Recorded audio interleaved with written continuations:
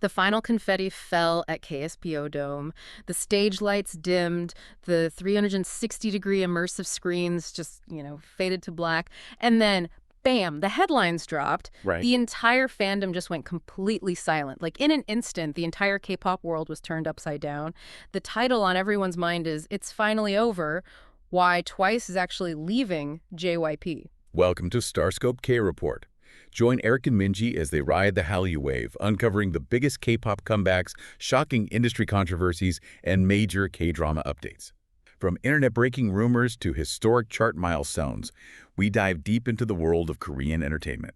So we are going on a massive deep dive today. And when I say deep dive, we are wading into the absolute center of a total fandom meltdown. Oh yeah, it is intense out there. It really is. If you've been anywhere near the internet this week, you know exactly what we're talking about. So our mission today is to unpack the explosive, frankly terrifying headlines surrounding TWICE's contract renewals. Right. We're going to separate the internet panic from the official agency statements, look at the brutal industry realities and figure out what is actually happening to the biggest girl group of their generation. Like, are they really disbanding, or is the media just totally playing us? It is a monumental story. We were talking about an 11-year legacy, 9 members, and a corporate shift that could completely alter the landscape of the K-pop industry. Yeah. And to understand the sheer gravity of where we are right now, we really have to look at the immediate context. Like, TWICE just wrapped up their historic This Is For World tour. Which was huge, by the way. Massive. We're talking 81 shows across 44 regions. But literally, as the final notes were echoing in Seoul, rumors began swirling that the unbreakable 9-member core, what fans call OT9, might be fracturing at the corporate level. And emotional whiplash doesn't even begin to cover it for the fandom. No, not at all. Own CEs are going through it right now. You go from this euphoric, tear-filled 3-day finale in Seoul, singing along to the Encore Roulette, to suddenly just doom-scrolling on Twitter. And the spark that really lit the powder keg wasn't even a news article at first. Right, it was social media. Yeah, it was Sana. She sent these deeply emotional messages to fans on Bubble. And for anyone who doesn't know, Bubble is the subscription app where idols send direct text-like messages. It feels like a private group chat with fans. Right, very intimate. Very. And she was saying things like she felt she, quote, did well by becoming a member of TWICE and that she still loves the group. And the phrasing there, it just felt very past tense to a lot of fans. Yes, that's exactly it. And you know how it is. When a K-pop idol starts talking about their group in the past tense during contract renewal season, netizens tend to assume the absolute worst. Which is completely understandable. The anxiety just spiked up the charts. Everyone was asking, wait, is Sana leaving? Is TWICE over? But what's wild is that the actual Korean media reports that followed didn't even focus on Sana at all. That's the fascinating part, actually. While Sana's message triggered the initial panic, all the tangible reporting focused on completely different members. Oh, definitely. So let's look at the factual breakdown of these bombshell headlines. Because according to an exclusive report from Joy News 24, Jihyo, the leader and main vocalist, is reportedly leading toward leaving JYP Entertainment to establish her own one-person agency for her solo activities. Wait, Jihyo? Like the literal backbone of TWICE. The very same. That is stunning. She trained at JYP for a decade before even debuting. If anyone was a company lifer, you'd think it was her. Exactly, which is why the news hit the fandom so incredibly hard. But the reports just kept coming. Because then you have Tzuyu, the group's maknae. The youngest, yeah. Right. Reports from News One claim she has decided not to renew her individual exclusive contract at JYP after 11 years. And some intense fan sleuthing uncovered that her mother recently registered an entertainment agency in Taiwan. Oh, wow. Really? Yeah, which obviously led to heavy speculation she might sign there to build a career in the Greater China region. Okay, so that's Jihyo and Tzuyu. But it doesn't stop there, does it? No, it really doesn't. Because then Varo Entertainment stepped in. That's the agency of actor Baeon Woo-sik, and notably, Jeongyeon's sister, the actress Gong Seung-yeon. Okay, interesting connection. Right. Well, they confirmed they had a private meeting with Jeongyeon. She's reportedly pursuing a series acting career. Oh, wow. And finally, Chaeyoung is allegedly exploring outside agencies to gain more creative freedom in art, fashion, and songwriting. That is, wait, let me count. That is 4 out of 9 members reportedly stepping out of the JYP building. Yep, 4 members. So JYP Entertainment did release an official statement amid all this chaos. But in true corporate fashion, it was just incredibly guarded. What did they say? They basically just said, Twice is currently in the contract renewal discussion period, and we will provide an update once the matter is confirmed. Wow. Right. Right. Basically a whole lot of nothing that just lets the rumors fester. But I really want to push back on the doom and gloom narrative dominating the fandom right now. You don't think 4 members allegedly leaving the agency is cause for concern? I mean, obviously it's a shift. But I think we need a perspective shift on what leaving an agency actually means in modern K-pop. How so? It's like being a senior partner at a massive, prestigious law firm, right? You still use the firm's branding, and you all come together for the massive, multi-million-dollar corporate cases. But after 11 years of loyalty, you've earned the right to take on your own private clients on the weekends and keep 100% of those billable hours. That's a good point. Right. A solo contract outside the company doesn't erase the group identity. It's like Marvel's Avengers. Just because Iron Man and Thor have their own solo movies with different directors doesn't mean they aren't still the Avengers. That's actually a highly effective way to frame it. But, if you think these solo rumors mean the end of Twice EE, stick around. Because wait till you hear what netizens uncovered about how these contracts actually work. It kind of changes everything you think you know about the business of K-pop. Oh, for sure. And if you love staying updated on your favorites and riding the Hallyu wave with us, make sure you're subscribed to StarScope Tay Report. We've got even bigger scoops ahead. So let's get into the actual mechanics of this. Like, what is physically happening with these contracts behind closed doors? So to really understand the fandom panic, we have to decode the business model itself. There was a brilliant breakdown on the r/twice Reddit by a user named Flying Fly of Hell. I saw that thread. It was so good. It was, and it really illuminated the vital difference between solo contracts and group contracts. Which is crucial because a lot of international fans don't realize these are literally 2 completely separate pieces of paper. Exactly. So in the K-pop industry, for the first 7 years, both solo and group activities are bundled under one agency by default. And we should probably note that Twice survived the infamous 7-year curse back in 2022. Which is a huge deal for a girl group. A massive deal. Because Korean law caps initial entertainment contracts at 7 years, meaning year 7 is basically a graveyard where most groups legally dissolve or lose members. Yeah, we've seen so many groups just vanish at that mark. Right. But Twice renewed with JYP as a full group back then. Now, at year 11, they are at the table again. But what is highly likely happening now is this separate but together model. Okay, break that down for us. Sure. They are negotiating to keep their group contract with JYP Entertainment for full OT9 comebacks and world tours, but they are taking their solo contracts elsewhere. Okay, so under this model, Jihyo can have her own company manage her solo albums. Tzuyu can have a Taiwanese team manage her modeling and endorsements, and Jeongyeon can have an acting agency manage her scripts. Precisely. It sounds like a win-win, right? Thank you. Giving them the massive signing bonuses and individualized attention they deserve. So why is the fandom so absolutely terrified of this setup?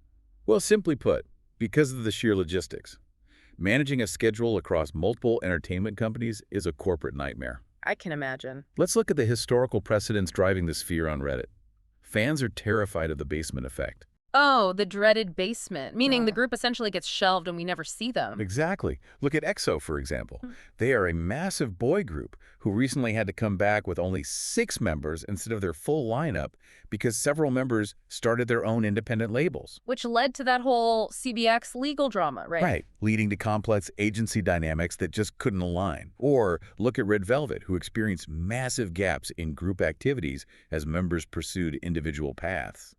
Or Oh my girl. oh man, oh my girl. Yeah, some members didn't renew their main contracts, and while they technically didn't disband, their group comebacks just slowed to an absolute crawl. This year's comeback even got canceled. See, that is exactly what fans are worried about. I actually saw a comment from a fan named Adventures of Kristen who perfectly summarized the anxiety. What'd they say?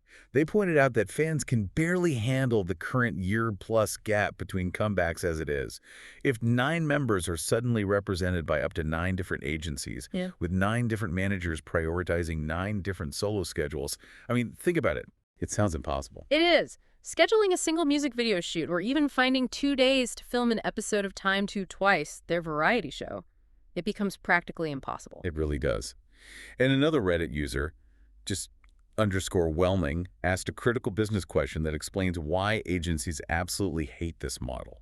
How does the profit sharing actually work? Right, because if JYP owns the Twice trademark outright, but Tzuyu is represented by a Taiwanese agency, who gets paid when Tzuyu performs a Twice song? That is exactly the problem. If Twice has a group comeback, they need to film a music video. Does the solo agency demand a 20% cut of the profits just for letting their talent participate? Oh, wow. I didn't even think of that. Yeah. Who pays for the styling? Who pays for the security? Profit sharing between multiple agencies is incredibly thorny. It sounds like a legal nightmare. It is. Coordinating one dance practice requires potentially 5 different legal teams to agree on billing hours and liability. It's often the exact reason why groups that split into different companies see their group releases slow down to like once every 3 years. Okay, when you put it like that, it sounds utterly chaotic, which brings up a massive question for me. Why are the girls pushing for this? Like, if it's this difficult and complex, what is the human element driving this corporate shift? A physical toll. Ah. Yeah. It cannot be overstated, and it completely reframes the conversation. We mentioned the This Is For World Tour earlier. 81 shows across 44 regions over 18 months. That is a grueling schedule for anyone, let alone a K-pop act with that level of choreography. The financial output is insane, but the cost on their bodies is staggering. It is absolutely brutal. Let's just look at the casualty list from this tour alone. You had Duran performing seated from Seattle all the way to Dallas because of a fractured ankle. Which is wild. And Chaeyoung had to miss multiple stops from Kuala Lumpur to the U.S. leg due to vasovagal syncope and a severe back injury. Plus, Mina and Jeongyeon both missed shows for health reasons. Like, we are watching these women quite literally break their bodies to sustain this Hallyu wave. And that reality totally shifts the context of these negotiations, doesn't it? Yeah. These aren't just assets on a corporate ledger. They are women in their late 20s and 30s who have already conquered the industry. Which makes me want to ask you, and everyone listening, is a slower group schedule actually a bad thing? I mean, from a health perspective, no. Right. There was a fan on Reddit, Abyssazar, who made a brilliant point. They said, Adele takes years between albums to raise a child, and she never has a relevance problem. That's a great comparison. Why do we hold K-pop idols to this impossible standard of perpetual motion?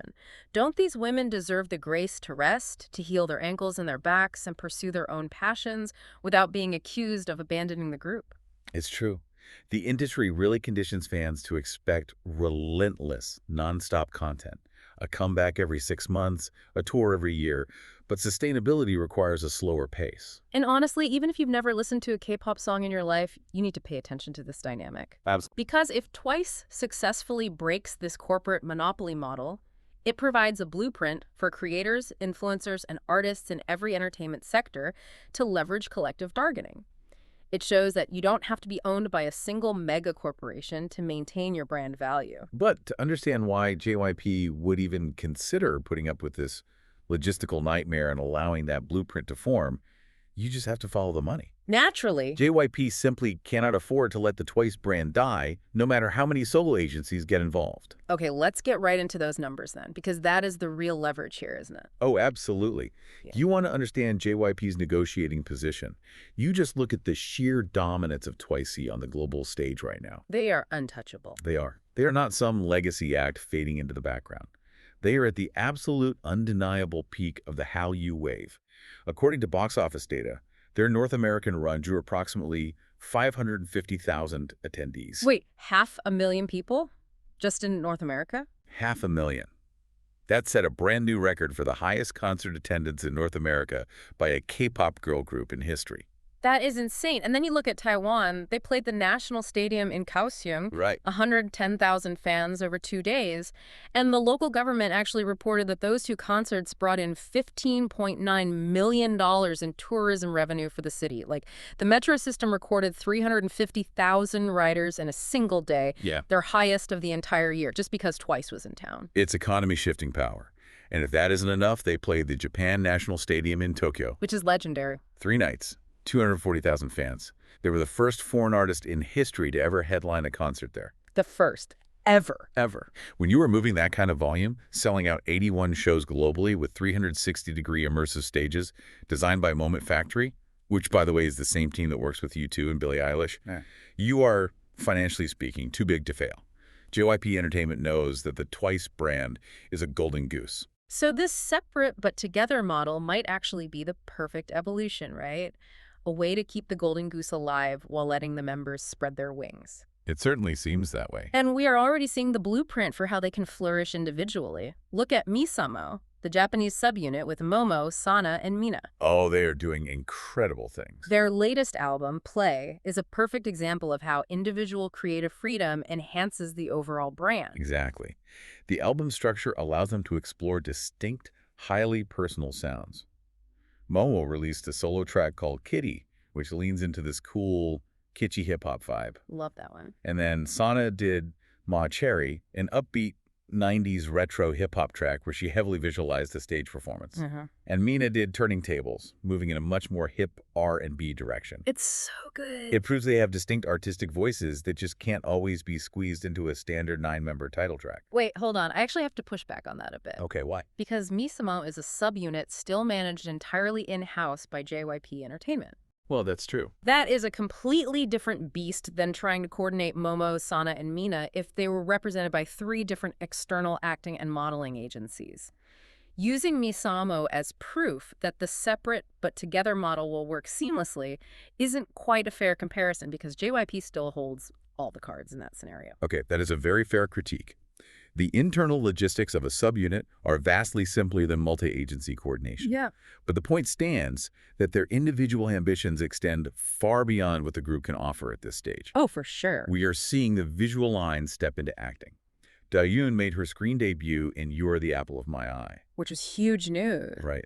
And Sana just got cast in the Korea-Japan joint film Yang. Plus, Jeongyeon is reportedly in discussions for Recruit, the movie. It's amazing to see them branch out. This is them laying the groundwork for the next decade of their careers, which inherently requires specialized management that a music-focused agency like JYP might not be equipped to provide. Which brings us to the immediate future of the group. Jihyo recently confirmed that, following the Seoul finale, Twice will officially take a break from group activities for the rest of the year. And I know the word break gives K-pop stans hives. It totally does, the dreaded hiatus. But we really need to reframe this. This isn't a disbandment. It's a well-earned hibernation. Exactly. They are nursing severe injuries, setting up new corporate structures, and breathing for the first time in 18 months. It's a strategic pause. And as these contract negotiations unfold behind closed doors, the landscape is going to shift rapidly. Hit that subscribe button so you never miss a KT update. We will be tracking every agency statement and dispatch report as it drops. So what does this all mean for you as a listener? When you look at the confetti being swept up at the KSPO Dome, it isn't the end of the story. It's just the end of a chapter. Well said. Which leaves us with this final thought to mull over. If Twice successfully pulls off this separate but together model navigating the profit-sharing landmines, managing schedules across potentially 9 different agencies while still maintaining massive, record-breaking stadium tours, could they permanently rewrite the playbook for how older K-pop groups survive? Like, are we watching the death of a group or the birth of a completely new K-pop industry standard? You've been listening to StarScope K-Report, where Eric and Minji bring you the stories shaping K-pop, K-dramas, and the global Hallyu wave. Thanks for tuning in, and don't forget to subscribe for more stories that keep